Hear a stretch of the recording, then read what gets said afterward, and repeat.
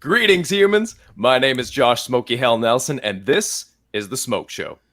I would appreciate it if you hit subscribe on whichever of the fine platforms you're listening to this on, whether Spotify, YouTube, or www.truenorthffb.com, home of the A-Team. This podcast is also presented as part of the Fantasy Points Media Group. The Fantasy Points Media Group is home of the in-your-face like 97 Mace lineup of shows, including the True North Fantasy Football Podcast, the Dynasty Happy Hour, Play to Win, Dynasty Vipers, Injury Prone Podcast, newest edition, Campus to Canton, and of course, the Fantasy Points Podcast. Follow the team on Twitter at FantasyPTSLive and watch out for the week in review threads that drop every Friday. Go to fantasypoints.com and use the promo code 21Smokey10. For the best price to the best site. You need fantasy points, they'll help you get them. Fantasypoints.com, use the promo code 21Smokey10, which helps us out a ton. You can follow us on Twitter at _smoke_show and myself at TNFF_Smokey.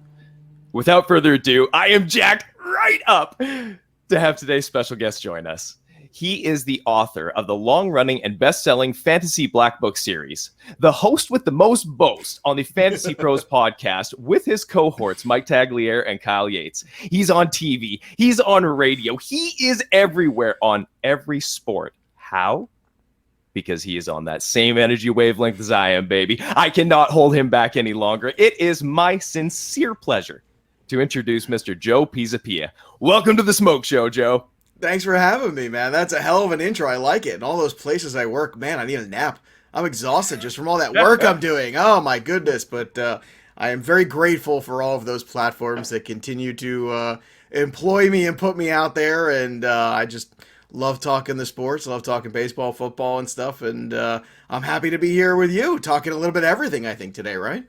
Absolutely. We're going to like the kind of the focus of the Smoke Show when it comes to the feature interviews is getting into not only these inspirational figures in the fantasy football industry, but people that are interesting as well. Getting into not only Joe Pisapia, the analyst, but Joe Pisapia, the person. Mm. Well, that's nice. Yeah. I like that someone's calling me interesting. You had me there. Well, your energy is infectious. No matter what medium you're coming across, you can see your voice is palpable across. Even just reading anything like that, you have a voice and it is distinct. And I absolutely gravitate to that. And thanks, man. I'm sure I don't speak just for myself when I say things like that. Well, look, I'm always grateful that anybody listens or reads or does any of the things that that I've put out there over the years, and it's been a 10+ year journey, that's for sure. Over a decade plus in this industry, starting at the bottom of my buddy Dan Strafford and I, basically, for all intents and purposes, stealing equipment from his work on the weekends and recording a podcast before it was all so easy, where everybody had microphones and computers that could handle all this stuff, and we had things like StreamYard and all this stuff. Let me tell you, it was an ordeal 10 years back in my day. It was tough to do a podcast. You had to go steal equipment and bring crap over and do it, and then it was a trip, man. And now it's so easy, it's tough because now everybody's got a podcast and everyone can do something, but it's I think it kind of made us want to work harder, and because it was more difficult at that time and stuff. So, it's crazy how the evolution of the industry, but also the evolution of this, like us talking about it, has come so far in the terms of the way we interact with each other, the way social media is, the way these streaming platforms are. It's very cool. It's way more connected than it was, I think, a decade ago, which has a lot more pluses than minuses. There's a few minuses, but it's really cool where we're at right now. I think it's neat. It's community. Yeah, it is. It's a sense of community, and community, much like family, there's always going to be a couple bad apples, but we deal with them, man. Sometimes, what are you gonna do? Exactly, those apples get bruises somehow, But while we're on the subject of family here, you grew up in Brooklyn, surrounded on the peripherals by a sports-hungry family, and I'm super jealous of that. Do you remember your first sports-related bet that you ever made, and what were the stakes? You know what's funny? Like, sports-related bets in my youth was not something I did, which is, I know, stunning. As an Really? Italian from Brooklyn, you would have thought that Vinny on the corner and Louie over there at the, at the restaurant working in the front. Even though I did grow up on that block, that was not something that, I was somebody who played sports all the time as a kid and even into, very seriously in my high school years. And then ironically, my parents were into sports, but it was really my grandparents who were more into it, my peripheral cousins and stuff. And that's, kind of what happened. It was a big love of baseball. Growing up in New York in the 80s, you could see behind me, still got like the Mets stuff back there from the 86 Mets. And that was like king, baseball in New York, especially in the 80s, that was everything. And it's funny because longer stage of my life, the older I get, I actually went from being this baseball crazy person to actually more of a football crazy person. Still love baseball, but football is like the king. And for the wagering aspect of it, I was always somebody who's way more into fantasy, and then wagering came later. And I try to remember like the first bet or things like that. Like that's actually not something I remember all that well. I played poker for a little while, and so I'm not like Jake Seeley likes to pretend to play poker, like a big fake celebrity poker guy. But as far as like betting on sports, it was something I came into, I would say, more in the last 5-10 years or something, as it became more of a legal thing. I don't know, it was maybe the stigma, or I was just more of a fantasy guy. But what's funny is the crossover between the fantasy analysis, especially when it comes to player props and things that you can wager on now. They're so at our fingertips, with the FanDuels and the DKs and all the sports books that are out there now, that you could just go on and just do this and do it in game. And I think when you have the fantasy knowledge, it helps you. Like for instance, like I got an Ohtani at MVP at plus 650 this year. But a nice fat wager on that. I wanted to do it at 20-1. I wanted to do it at 10. I waited and waited, and I got it. And now it's like minus like 300 probably at this point. But I think that's where that crossover, which is really interesting, which I think if you're a fantasy person, you could be very careful and actually do pretty well in the wagering world. I can tell you the best wager I've ever had my whole life was actually last year. The best thing I've ever done was I got all 4 games against the spread in a parlay right last year in the NFL in the division series, and then I took the rest of the season off. I was like, that's it. I got all 4 games. I'm not going to bet on the championship game. I'm not going to bet on the Super Bowl. I should have bet on Tom Brady because he's my guy. But that was one of those things, and it's the discipline of going, well, that worked out great. Now I'm going to walk away because it can't get any better, and I'm refreshed for the new season coming up soon. What a good feeling going out on top. It is. Well, I can tell you all the rest of the year, it definitely made up for a very up and down year, a very frustrating year. I think everybody from a fantasy perspective with all the injuries and things, that's what's so difficult too, is the injuries didn't even just affect the fantasy, it affected your wagering too, where you'd have guys just leave games unexpectedly and big time players who make a big impact, and then you can see those lines just completely get blown up that you had really good feelings about going into the game. So it was a chore, but it definitely ended on a high note. And then you got to leave like Costanza at the end. You got to know when to get out. Always get out on a high note. That's right. You mentioned that your passion switched a little. It swung a little in the last decade or so more to the football side. Now, was that kind of a byproduct more of the teams that you were loving in baseball, or was that more of a product of the actual sports themselves? It's a bit of a loaded question because as a loser Met fan, there's a lot of humble pie you have to eat. A lot in the last 20, 30 years. And I was a Patriots fan before Tom Brady was around. So I was a Pats fan going back well into the early 90s. We're talking like the Drew Bledsoe, Ben Coates, Willie McGinnis, Chris Slade, kind of those were my teams. Curtis Martin before he was a Jet. He was a Patriot. Let's not forget that.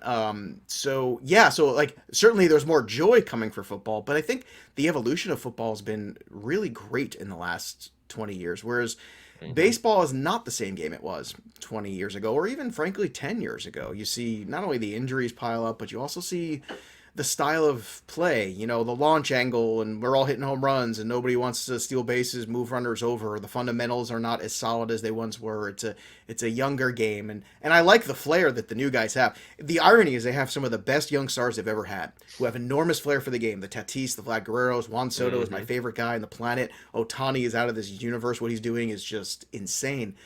But the style of the game, what was so interesting is, Josh, you go back last year, and I remember during quarantine, like MLB Network would be rerunning old games from the 80s and 90s, and you'd watch it, and you'd be like, it's such a compact, tight game. And everybody who got on first was always getting checked, and it was just a totally different universe. And now, with so much swing and miss, and so many strikeouts, and so many stats that I think overload us, it becomes a little cumbersome. The length of the season is tough. I think all of that's been hard, whereas football's done such a good job of evolving the product and evolving it around, and you could chart fantasy growth and the NFL growth and then the wagering growth all in the same chart. It Oh, all kind of parallels. stems together. Yeah, and it's an easier sport for people to manage. Hmm. And just from an entertainment standpoint, the way they package the stars, the way they present the format, it's great, and that's a great job by the NFL. The way they've made the draft like must see television. Like, can you imagine that? As a kid, I remember in the '80s, it was like at this hotel with a bunch of guys, smoking at the Marriott in New York City, just hanging out. Exactly right. You get those pots of coffee, and they get remember the old NFL phones with the helmet, and they were like, The helmet. the Broncos want to make a pick. What do you got? I don't know. Take that. What do you got here? I don't know. We'll take somebody. What do you care? We'll trade. What do you? Somebody give me a whiskey. That's what it was. Like and now it's like a party. Now it's like an event. You can cover it for 2 months beforehand, and then you cover it for like a month after. It's nuts. But I think that's the key to the NFL success is they get the sports entertainment aspect of sports, and they get that better than any other league. And Absolutely. they also, so that I think that's a big part of it.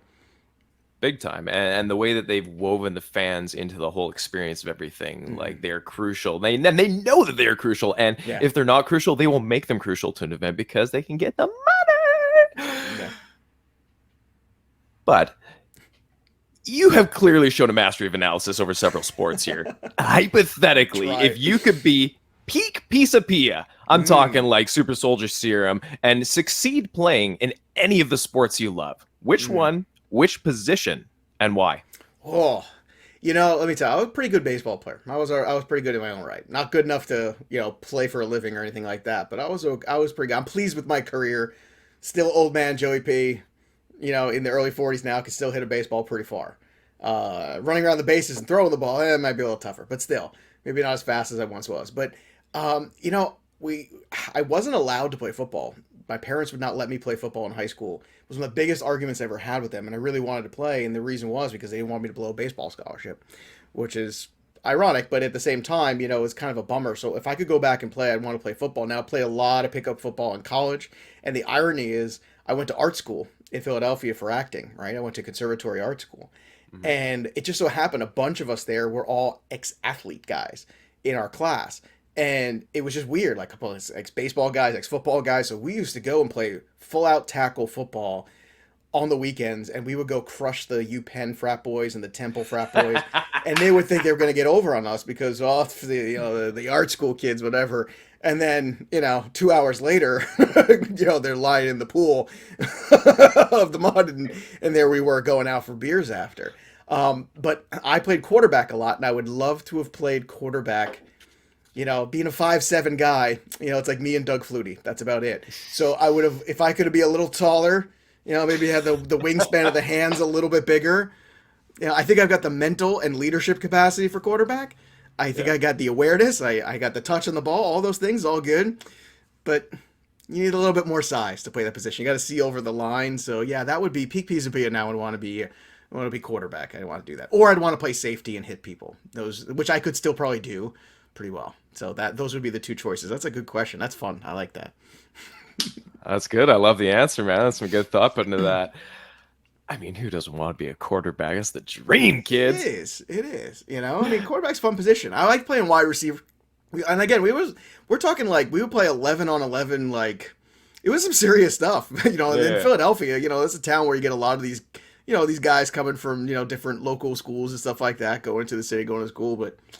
Tell you, they used to leave embarrassed and wounded quite often on Saturday afternoon. And then we'd go out and we'd hit up like the Texas Wiener, get some hot dogs after, go watch some college football, and then go out, drinking and partying all night because that's what you do in college. And, it's like I said, you just weren't expecting it from the art school kids, No doubt, no doubt. Well, continuing on that theme there, your background in performing arts has undoubtedly had a big influence on the way you can command a room, literally and figuratively, as I alluded to earlier with your writing. I have a sneaking suspicion it was merely an enhancement on skills that were already there. Am I right in presuming that you could always absorb the focus? Well, the funny thing is, I worked in the acting profession for a long time, like almost 20 years, basically. And it was quite a bit as a performer and then as a professor as well of stage combat, which is something that because I was an athlete and an actor, something I love to do, and I ended up teaching it later in my life. And it was great fun, but it's funny. I always said this, I can't make you an actor, but I can make a good actor better.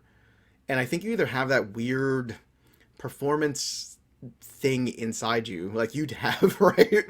And then you can bring it out of people and you can make it better and you can improve upon it. And then there's technique and all the other things that you can make them better. But you can't light that fire. You can't light that spark. Like it's either there or it's not. And then some people need more work with it than others. And some people just naturally, they have this thing and then just overtakes a room. But it's funny because people think like what I do is more talking, but it's actually the opposite. It's more listening. Even though I'm talking a lot, I think the key to any, really good host of anything that's a podcast, radio show, TV show, whatever it is, it's the listening. It's what makes Rich Eisen so good, because he listens to what they're saying and then he can take it back in and then ask the right question after and all that stuff and follow up and, yeah, a lot of it's commanding the room and commanding the space and trying to be, fun and charming and all that, engaging. And it's tough in fantasy because fantasy is, let's face it, I mean, we're a bunch of nerds, so it's kind of hard to like, you gotta get like the combination of great information and great entertainment because they can go anywhere for the information, but they'll never leave you if you entertain them. And I think they keep coming back if they can get both, then you really got something there. And it's hard because most people get into it just from the analysis standpoint, whereas I was somebody who always did this, played the sports, was like a giant dork for history of baseball, football, all those things. Is fascinating. I'll watch every documentary, every 30 for 30, every football life, all that stuff. I'm just fascinated by all of the stories around the game. And that's how I always saw the game. And fantasy to me is just it's our dynamic. It's our little version of that we create for ourselves and play it out. We select the team, we select it, we create our own little drama, our own little entertainment every Sunday. And that's all it is at the end of the day. So I think we can't lose that aspect of the entertainment and the fun of it. And I think some shows do. And, some of them are so popular, but you can't also just be entertaining and fluff either, because if you don't know what the hell you're talking about, people are going to take you seriously. They'll see through it pretty quickly. They do. They do. Authenticity is key, man.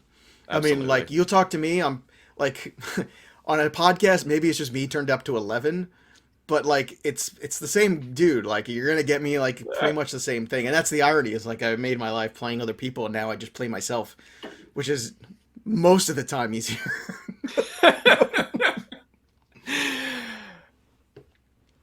Sidebar: which 30 for 30 is your favorite? Oh man, that is a great one. I thought the one on Bo Jackson was fascinating.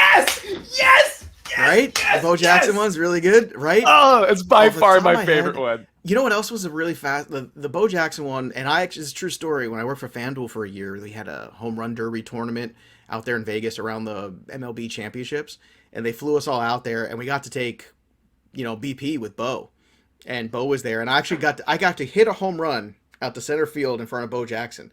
It was the craziest thing. I got to do it, and he gave me the nod, like, it was good. Like, that was about all I got from him, but that was it. Like, that was like, I could die happy right now. I got a picture a friend of mine took of me on the field with Bo, just kind of like by the cage and stuff.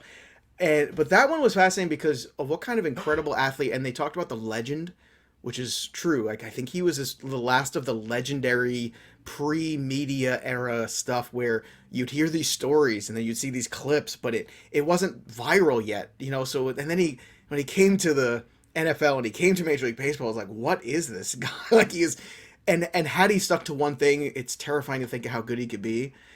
And also the story of how the Tampa Bay Buccaneers screwed him in the draft and all those other things. And I mean, it is really a fascinating story, and he's an interesting guy. He's a very quiet guy. Yeah. I also thought the one about the Russian hockey team was fascinating. If you ever saw that one, where they flipped the script and realized these guys weren't the villains. They were portrayed that way because of the way the media wanted to portray this David and Goliath. They were these wonderful bunch of guys that were so close and loved each other, and they were, and it was in the, obviously the Russian regime behind it all. They came off a certain way, but it was all about excellence. And this coach was such a loving, wonderful human. And then they got rid of the old coach and brought in this awful guy, and then they took on this whole other moniker. That was fascinating. I actually got to interview the director of that one. Really? He directed one or two other 30 for 30s. It was back when I was working for Sirius, and they were promoting another film he was doing, and I actually got to talk to him at length about that one. That was another fascinating one too. But most of them are great, and I don't know about you, Josh, but like what I like about them is you learn.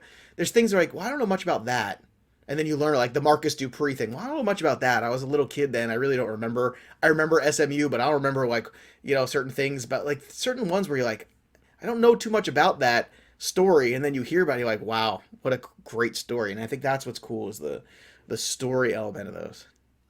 Well, the fact that this sport has touched people from every walk of life, Yeah. the network of stories that that creates. I mean, we're probably just scratching the surface. When you're talking about guys like Bo Jackson, it was almost like a mythical quality surrounded them, and it was just, they were just on another level. Like you tell kids about it now, and they're like, the guy from that that old school video game meme where he's just like running around, Yeah. guys. It's like It's funny, this Josh. My guy, my man. youngest daughter, over quarantine, we have a Switch and we have some of the old Nintendo games on it, and I taught her to play Tecmo Bowl on it. And Yeah. I wouldn't let her use Bo Jackson first. I wanted her to learn how to play the game.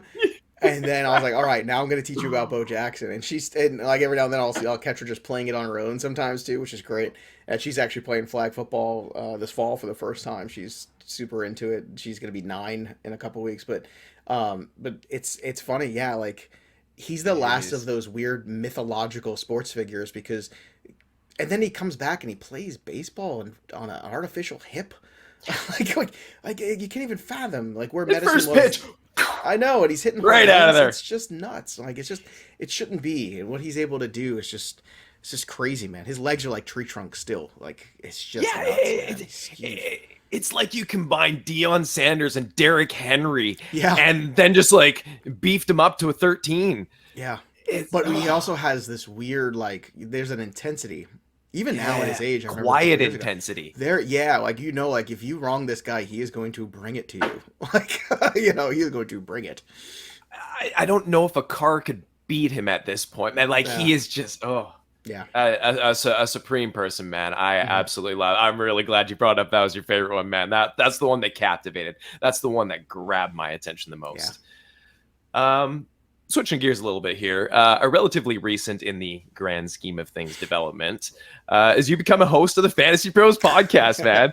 I Yeah. remember congratulating you right after it happened, but I've been wanting to talk to you about it since then. The energy that you have and the way that you direct the flow was, to borrow from 30 Rock, the third heat that completes the show. I'm not calling you Tracy Morgan here, but I'm kind of saying you completed that equation. How did this all come about?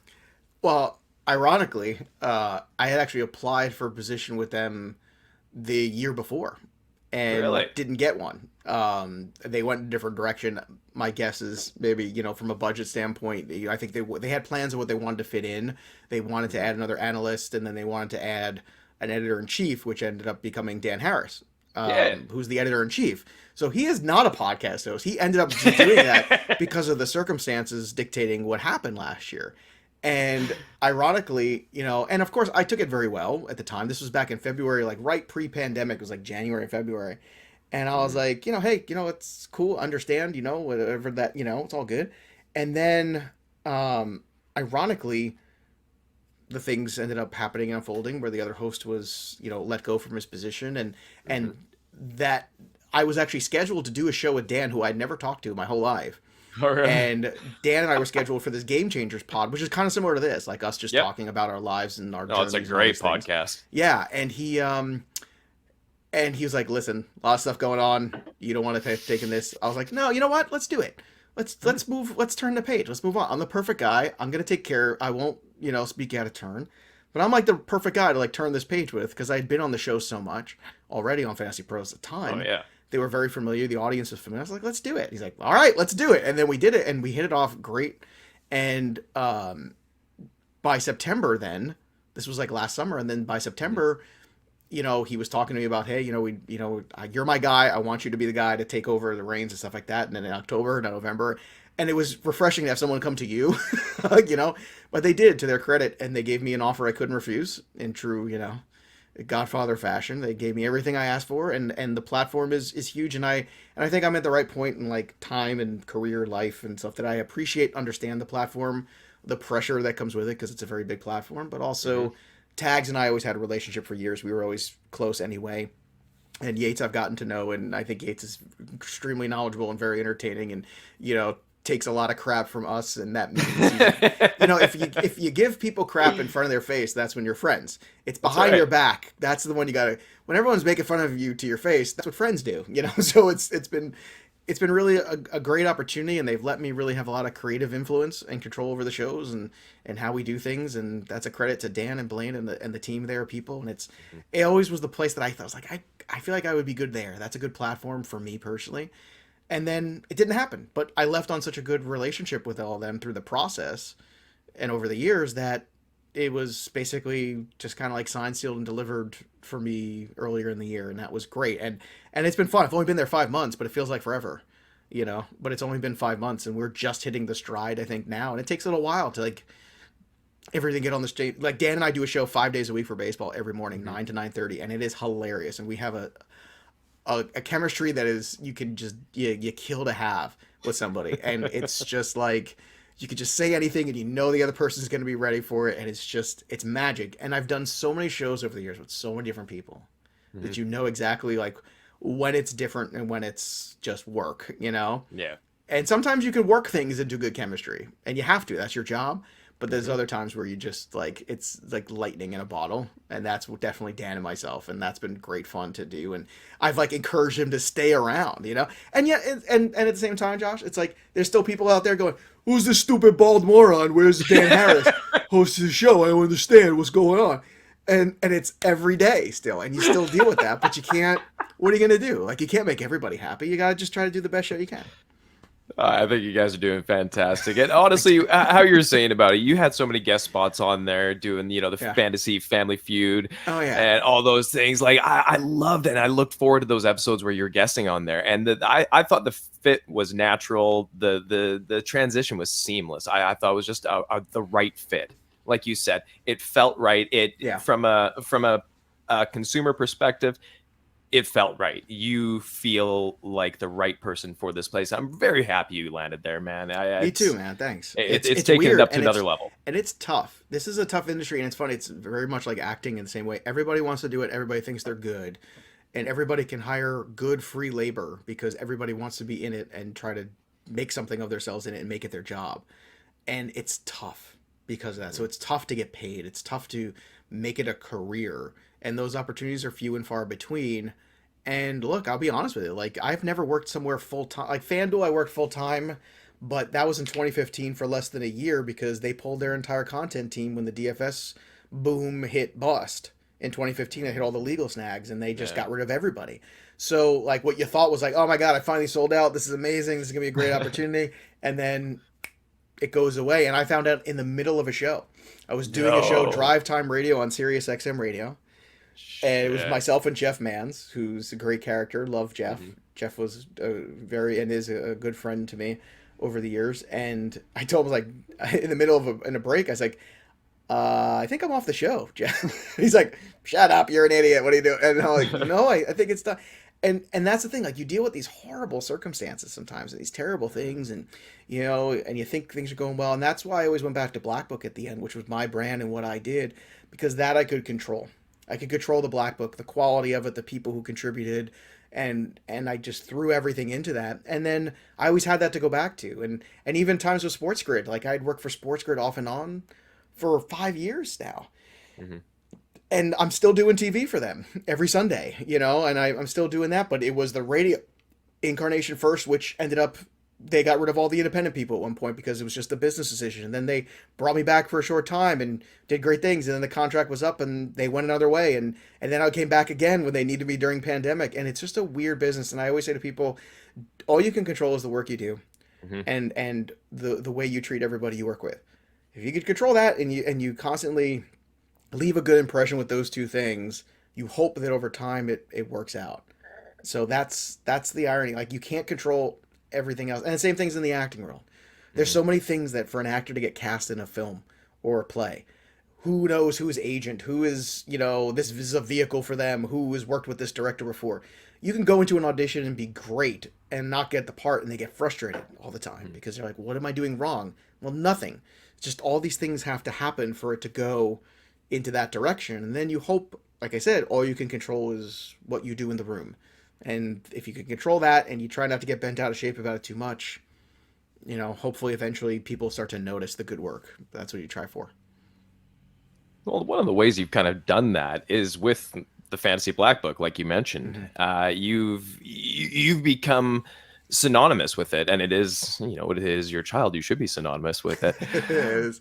But you've put together this diverse team of fantasy football Avengers with, friend of the smoke show, Nate Hamilton. Kind of before we continue on, Nate was actually one of the first guys that ever kind of, helped me on my way just over a year ago as an analyst, and I'm forever grateful to him, Nate. If you're watching this, love you, buddy. But guys like Nate, Tags, Derek Brown, Kate Magic, Lauren Carpenter, Michael Florio, and so many more. Like, how I've known Michael for years. Michael, when Michael was just an intern at Sports Grid. Yeah. Okay. 5-6 years ago, and was like doing the one show and like editing, crap on the side and like doing all these other million things, but they gave him a little bit of airtime, and now look, he's on NFL Network, right?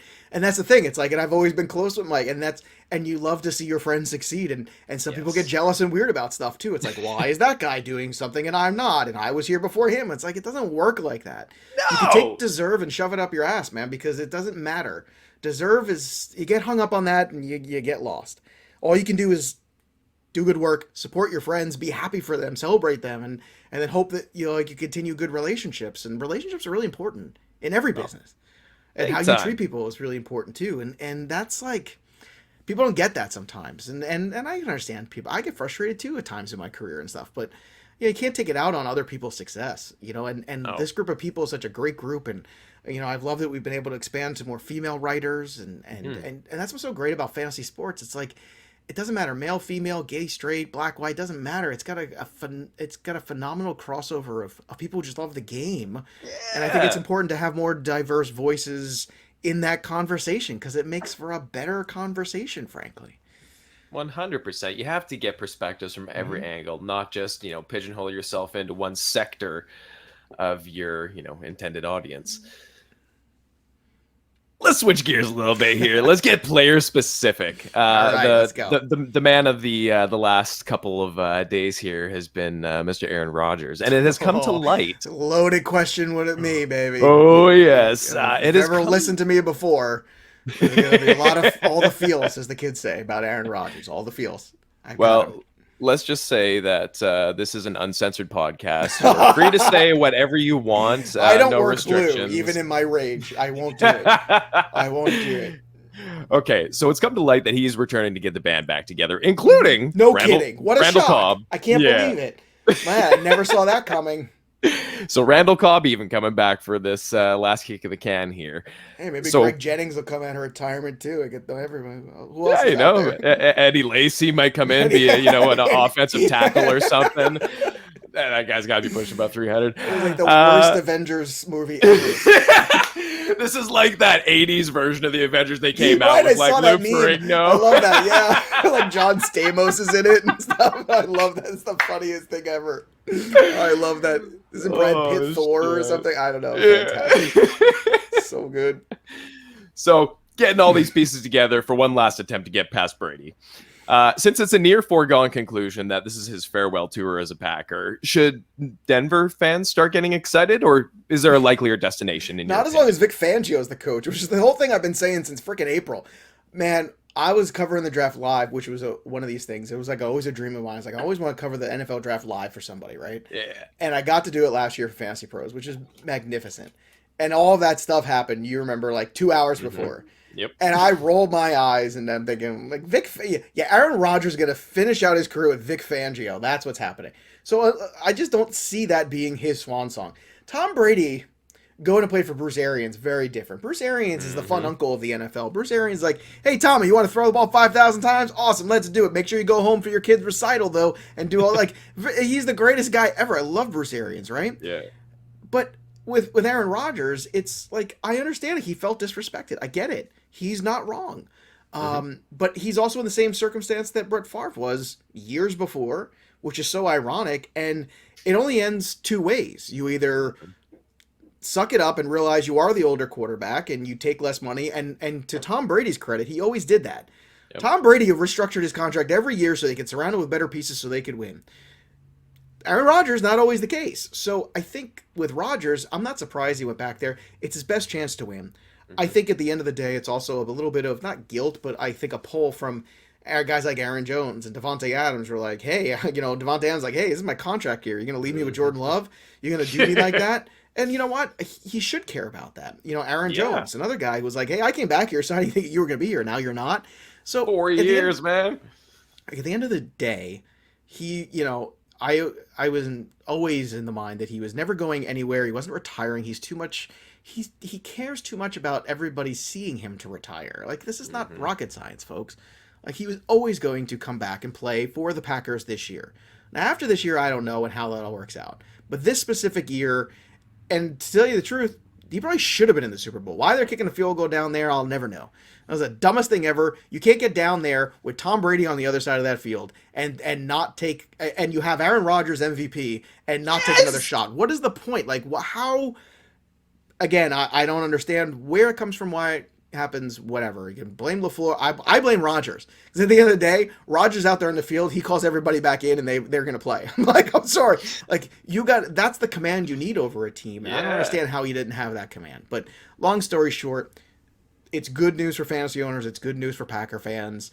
The end is always going to come. And what you loathe, and being in this position myself, and then also living through Joe Montana going to play for, the Kansas City Chiefs, and you see Favre going to play for the Jets and the Vikings, and you see all these, they always end up somewhere else at the end of the day because they usually want to hang on longer at the dance. It's very rare that they walk away. Peyton Manning. Emmitt Smith. Manning, right. They always go, the greats always end up somewhere else. Mm-hmm. It's just a matter of how much are you letting them go with what's left in the tank. And for Rodgers, I think there's still a fair amount left in the tank. He's a healthy guy. He's in good shape. He's had some injuries, but I don't know, man. Like, I was just waiting for this just to be done. And I took all the shares I could of Devontae Adams in the second round that I could get. And the last one I got yesterday, which is great. You won't see that value again. That's out the window.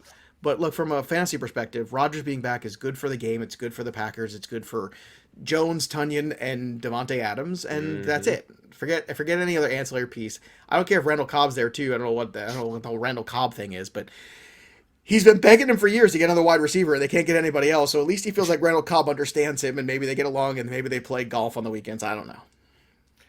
Yeah, it's got to be the shot room narrative. I don't mind Amari Rodgers, man. Why not try the kid out? Kid's got some run. Bringing it back home a little bit to your beloved Patriots division rival, the Jets. Are we to believe the hype from the three rookies on the team from this year? I'm talking Wilson, Carter, and Moore. What are your thoughts on their year one outlooks, respectively? I'm sorry. Go back again for the Jets. So we're talking Zach Wilson, Michael Carter, and Elijah Moore. Yeah. Trey Lance was my number 2 quarterback on the board. Let me just be very blunt about that. Mm-hmm. Any question that people had about Trey Lance, to me, it's the exact same questions you could put on Zach Wilson without nearly the body or the athleticism. So I don't get it. And the Jets, I think, made a great hire. Robert Saleh, I think, is a wonderful leader and a wonderful coach. And I actually think for the first time, maybe ever, they got it right.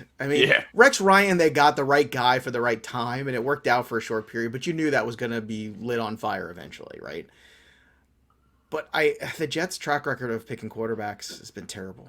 And it's also the New York factor and bringing this kid in from BYU into New York City, from BYU to NYC is a tough sell for me.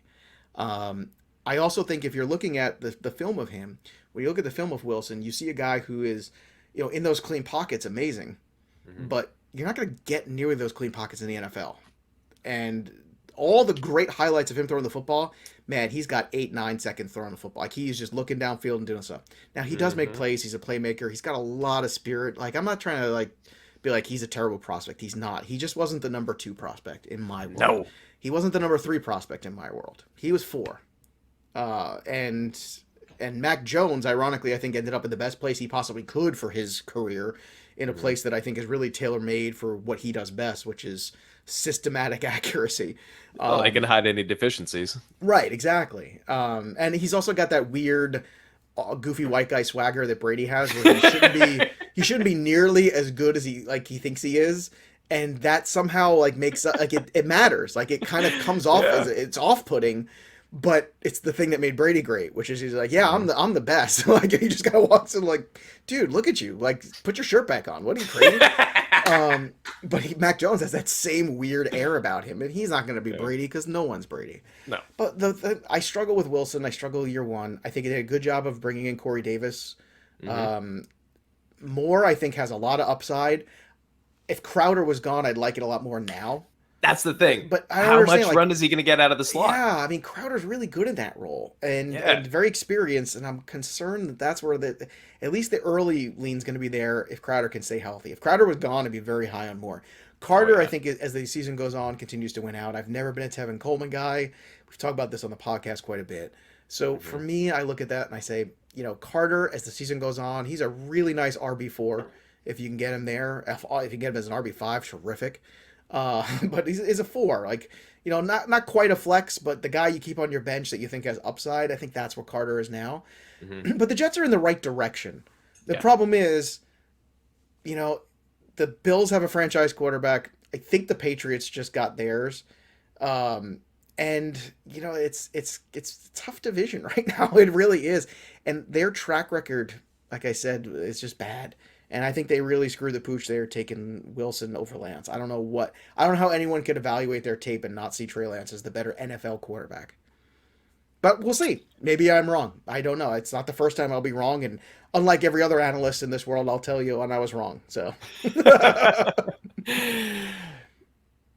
I noticed you kind of trailed off when talking about franchise quarterbacks when it came to Miami. What's your thoughts on Tua oh, here? it's not even trailing off. It's like I just think we haven't. I don't think last year was fair with Tua. Absolutely. I think this year you're going to get a much better sense of it. I think you take last year and throw it out the window, mainly because he's coming back from a massive injury. He was in a situation where I think the locker room was against him when it happened because they were winning football games and they pulled Fitzpatrick at a weird time, but I understand why. And like every possible negative you could have, all the wide receivers were hurt. It was just a bad scene for him Mhm. all the way around. And he still kind of battled his way through it. Now you're in a spot where you have Jalen Waddle, you have Will Fuller, you have Gaskin looks like he can, be a player. You have depth. They'd made some adjustments to the offensive line. Hopefully it can play Mhm. better than it did last year. It's still pretty low rated in PFF. But I don't think it's fair yet. It's not fair yet to call Mac Jones a franchise quarterback, but I've watched enough Patriots football in my life to know I still think there's a small chance you could get him week one. I really do. I mean, Cam Newton was awful last year. Absolutely wretched. Like, he got by in those first couple weeks, I think, because most teams just weren't prepared. And then once everybody got prepared, they were like, well, this is all they've got. And they need to do a better job of getting more playmakers there. But I think for Tua, this is a year where you start to see whether or not they have their franchise quarterback. Because I think Tua did a lot of great things in college. I think Tua has a lot of ability, and Tua has a lot of belief in himself. And you kind of knew Tua was going to bounce back from this injury and all that stuff. But last year, no OTAs, no preseason, injury, locker room against you. I mean, geez, how much crap can one kid deal with? And I think he dealt with it in stride pretty well. So we'll see what happens. And I like their coach too. I think Flores does a nice job there. Oh, absolutely. And I hope, who knows, maybe this adversity has pressured him into becoming the diamond quarterback that Maybe. Miami's been lacking for a while. Not that Tannehill was bad. He was just not, Gase. Well, that's the But thing. You look back at the Tannehill. Tannehill made incremental improvement year over year, and I remember writing about this a couple years in the Black Book a couple years ago. And I was like, look, Tannehill does a lot of good things, and I always write the quarterback profile still, even to this day, because to me, if you understand the quarterback play, then you understand everything. Like, once you have the quarterback play and you understand the offense, you understand how it runs, you'll understand how a trickle effect in fantasy goes.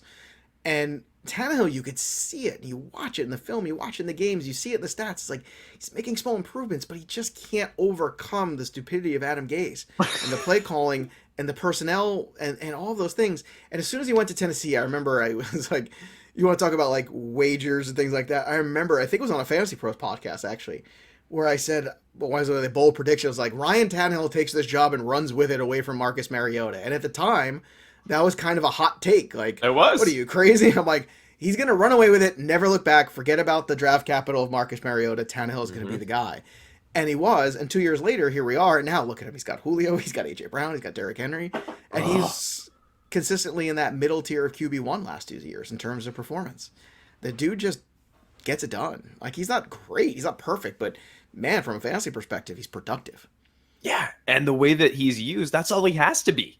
Right. So if he can continue that, I honestly, I love Tannehill's outlook Mm-hmm. this year, and I am very sad that I have very few shares in the 2 dozen or so leagues that I I am just got in. one today. That Oh, same well one. done, well That done. same one where I had so it was this it's a charity league for 5 Yard Rush, which is a great podcast. The English guys, Oh yeah, yeah, over in the UK, love those Murph and those guys, guys, Murph love and them, those yeah. guys. They're so great. But I was in the where am I? The 8th spot. Ugh, I hate in the middle of drafts, but I got Derrick Henry, Ooh. Devontae Adams, Montgomery, and Tannehill. So that's the super flex. The quarterback runs have been weird, but Mm. I'm real happy to go. To take Tannehill as a. I did it in the CBS mock a couple weeks ago. We did. I was in the 12th spot in the super flex, and I took Wilson and Tannehill to start. Then took Najee Harris and Montgomery, and then I think I got CeeDee Lamb and T Higgins. So I was like, well, this is Ooh. going my way. Just double tapping Spice. at 12. And that's the thing. It's like, and we just did a mock episode right before I got on with you. We were doing a live stream for an hour on Mhm. the mock episode. And, drafting from the middle is tough. At the end, you can control stuff.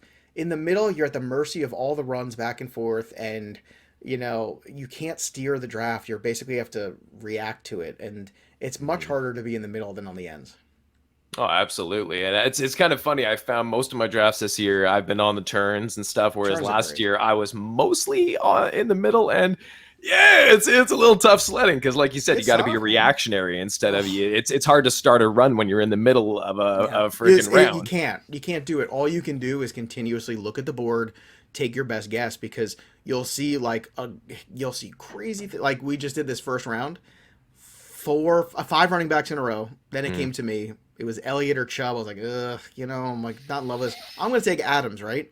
hmm Then 9 running backs went in a PPR after that. Ooh. And it came back to me, and I was like, well, I could. And Mixon was gone, Harris Fuck. was gone. I was like, well, screw this. I'm not taking DeAndre Swift here or any of the other guys. There's no value Yeah. there. No. Clyde Edwards-Helaire was gone. Najee Harris was gone. All those guys were gone. Mm. And I ended up just taking Hopkins. I'm like, well, this is going to be a different team. It's going to You be a got to team lean built into the on value. wide receivers, right? And this is why relative position value in the Black Book helps people understand this because when you have, don't take players that are negatives. Take players that move the needle and then go figure out where the value is later of guys who can outperform their draft capital and their draft slot because I'm going to have 2 wide receiver ones, the number 1 wide receiver potentially in all the NFL, maybe the number 2 guy. That's the way to build a team. And I got Kyler Murray on this team too, on this mock, and I was able to make it work. Ooh, The that running backs stack. were Chris Carson and ETN, which is okay. Not terrible. It's not terrible, but you're going to have deficit. So why chase negative? Go keep looking for the positive players, the players that are above fantasy league average at their position, the guys who do move the needle. Build core roster strength, which is something in the Black Book I try always to drive home. Build core roster strength. Build it, and then you worry about filling the spots. That's the biggest mistake people make. Oh, I need a tight end. I need this. No, you don't. You don't need a tight end because after this guy, they're all crap. Like, there's a tier of Kelsey, then there's a tier of a couple guys, then there's that Yeah. weird middle, which really don't move the needle for me. I'd Yeah, rather four, just take three, a couple six. shots on guys late and the Jarwins and Johnnus and those and the Cole Kmet kind of guys and see if I can get a couple of those guys or one of them to hit. And if so, then I've made up that deficit. But everybody's going to be mediocre at tight end except the person that has Kelsey, Waller, and Kittle. Like everybody else in your league, the other 8, 9 teams are going to be in that same kind of realm. Yep. Yeah, so you got to take that value. I Yeah. love that. Have you, I mean, admittedly, I said before, I'm in a couple dozen leagues now. I'm a fantasy degenerate, full out. And I love it. It's I've the said yes best. to way too many leagues this year, but at least some of Right? them have been best ball where I'm like, okay, I'll do your best ball thing or whatever, because then I don't have to manage it and stuff like that. It's easier. And that's the thing. There's a good chunk of my leagues that are now best ball, just kind of converting over to that. Have you done any leagues with like super crazy scoring for different positions and stuff like that? Is that, do you see kind of trends I going avoid towards that way? those because I think those are, and you know what, and this is the whole point, and this is what's nice about RPV is all you do is you just take the concept Mhm. and then you just drop it into whatever the scoring is. You take the formula, you drop it into the scoring, and then you have a working model of, oh, this is where the value is. I don't Mhm. play in any crazy things. The craziest thing I play in is actually a roto football league, which has been going on for 9 years. It's a Oh, bunch of yeah. industry people, and it's IDP also, Yeah. and it's 2 quarterback, 12 team roto football. So what's interesting is like you can go in with different philosophies. So Mhm. if and actually the first year I was in it, I actually won it. And that was the year Adrian Peterson got suspended, and he was my first pick, and I was like, ugh. But then I drafted, No! I know, and I was like, well, this is over before it starts. But I learned very quickly. I took a shot on a kid named Andrew Luck, and that worked out. And then you have you're like, okay, I can live again. I can figure it out through quarterbacks and wide receivers, or I can get the most out of the linebacking core that I have to start, and like you can win categories that way. And it's funny because I hate roto baseball, but roto football is fascinating because it just opens up all these different things that are part of the game that we never really touch on very much because not most people don't play IDP, or if they do, it's a very small sample size, like maybe one or two players sometimes. But Yeah, not full that's about the roster. craziest league I play. I tend to stay away from the goofy things, and I just at this point, I love Superflex though. That's my jam. Like to me, that's the ultimate challenge. That's where the ball should be, because the quarterback position is the end all and be all of the NFL. Therefore, why isn't it the end all be all fantasy? I've been pushing this narrative for 10 years in the book that Superflex it should be more of a thing, and you know what? To people's credit, it's become that over the last 5 years. And I like to think that Black Book was kind of at the forefront of that because we were really pushing that years and years ago. Like, we're talking like 2015, I'm pushing like, why isn't every league Superflex? Look, why are we fighting over 98-point running backs when there's 200-point quarterbacks on the waiver wire? It makes no sense to me. And these people who play 10-team leagues and they play one quarterback, I'm like, what are you doing? It should be mandatory 2 QB in a 10-team league. Push the envelope. Challenge yourselves. Have a bigger player pool that you're drawing from, even if it's only a 10-team league. That's how you get the most of the fantasy experience and you start to learn more. And it feels like it's starting to get that way. You see these dynasty leagues, most of them are Superflex now, which is great. Yes. That seems to be the trend, and that's very cool because that seems like the way people want to take it, and I feel really good about where that future is of those leagues. Well, that's the way it should be. In my books, Superflex should be the default setting for anything. Why are quarterbacks the most important position in real football and in fantasy football? Why are these guys being devalued? They should be put up on the pedestal that their egos sometimes feel that they deserve. But make them matter. If they're putting up those kind of points in your scoring, why? I mean, could you grab a guy like Keenan Allen off the waiver wire? No, barring injury, no. So why could you grab a guy like Aaron Rodgers or Ryan Tannehill off waivers? Yeah, that's a ridiculous statement. Well, especially if I said, you're going to start an NFL franchise, right? Who was the first 5, 6 picks, or even 10 probably off the board, are probably quarterbacks, right? You think someone's going to take a running back first overall? No, of course not. You can't even get them to take him in the first round of a draft. Almost like pulling teeth, right? Some of these guys, right? So. Yeah, it's so bizarre to me, and it's nice to see that and that's another great thing about football where it's leaving baseball behind is it is evolving. Whereas the baseball people, it's a very traditional old school mentality. It's hard to get them to accept new things, and I think that's to its detriment at times, and it's to the benefit of the NFL at times. Absolutely, you have to evolve your product if you want to stay current and relevant with your consumer base. That's right. Speaking of bases, I think we've covered them all today, man. I cannot thank you enough for coming out of this interview. I'm going to open up the floor to you. Plug everything possible. If you can remember everything that every pie that your fingers are in, man, drop it on the people. Sure. First of all, this was really fun, man. This was a fun conversation, and I appreciate like the format and it's being different, and us talking more big ideas. We also got into some players and stuff like that too, which is cool. It's a really we talked about before the show, you're trying to do something different and unique, and you did it. So good for you, man, because it's hard to find different and unique out there and good. You hit all three, brother. Let me tell you, that's good. You can follow me on the Twitter machine at Joe Pisapia 17. You can listen to me and watch me on all the Fantasy Pros podcasts for baseball and football. You can also check me out every Sunday on Sports Grid. Doing diamond bets right now, but in a couple weeks that'll go to Fantasy Sports Today for all your NFL coverage from 8 to 10. 2 hours of fantasy football every morning with me and Matt Stryker and Craig Mish, a great group of people. And I'll be our 3rd or 4th year doing that show, or I'll be doing that show. It's a different cast, but I'm always there, which is great. Can't get rid of me. I also host a wrestling show just for fun in this ring. Yeah! Because I love wrestling. That's my... Tags and I laugh because it's like, he writes the primer and then like, what do you do for fun? I write a novel, he says. and I say, what do you do all day? You host podcasts. Like, what do you do for fun? Well, I host a wrestling pod for no money. I just like doing it with my buddy Nate. And then, of course, the new Fantasy Football Black Book is out there on Amazon right now, on paperback and on Kindle. and you can get on Apple Books as well. And we do the updated RPV, so if you're buying it now, make sure you get the updated one. But I just did an update for Michael Thomas in the paperback last week. That's the nice thing, when it's on Amazon, I can update things, so when people buying it later in the season, they're getting the Cam Akers stuff right, and the Darrell Henderson stuff right, and the Thomas stuff right, which is, the magazine stuff that's out there can't do. And we're also giving you something different, which is real strategy, not rankings, not tiers, quantified rankings and tiers. So you can actually understand, you can actually go into all your formats and all your different leagues, everything from NFFC to Superflex to Best Ball, and you can go in Dynasty and crush it, because we're that one book. We got 150 IDP rankings. We do stuff that nobody else does, because, like you said, we're all playing different formats. We're all different. You're in 24 leagues. Like, we're all degenerates, right? So you need one book that's going to give you something you could use for all of it. So that's what we're trying to be. Like Lord of the Rings, the one book to rule them all. That's what we're Absolutely love it, man. That's fantastic. That's it, man. It's been my supreme pleasure to have Joe Pisapia with us on the Smoke Show today. Please subscribe so you don't miss a single interview or episode. This has been brought to you by the TNFF Network, home to such other podcasts as the Gold Jacket Podcast, the Point After Podcast, and the Jet Sweep Show.